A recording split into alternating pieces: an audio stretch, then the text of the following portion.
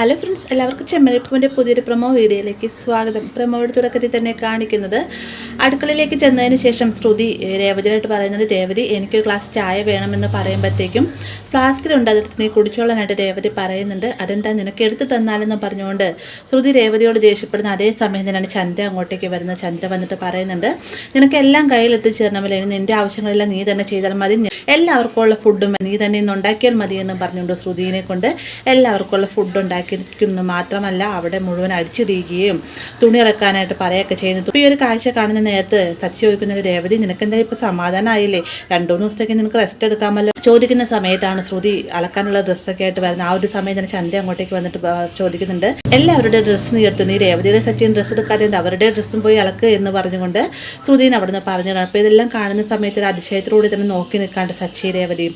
അങ്ങനെ മൊത്തത്തിൽ നോക്കിക്കഴിഞ്ഞാൽ നമ്മുടെ ശ്രുതിയുടെ കലികാലം തുടങ്ങിയായി. അതായത് ചന്ദ്രയുടെ തനി സ്വരൂപം നമ്മുടെ ശ്രുതി കാണാനിരിക്കുന്നുള്ളൂ അടുത്ത ആഴ്ചത്തെ എപ്പിസോഡിൽ. അപ്പോൾ ഈ ഒരു ഭാഗങ്ങളെല്ലാം തന്നെ നമ്മൾ കാത്തിരിക്കുന്നതാണ്. വീഡിയോ ഇഷ്ടമായി ലൈക്ക് ചെയ്യാനും കൂടെ ചേർന്ന് സബ്സ്ക്രൈബ് ചെയ്യാനും മറക്കരുത്.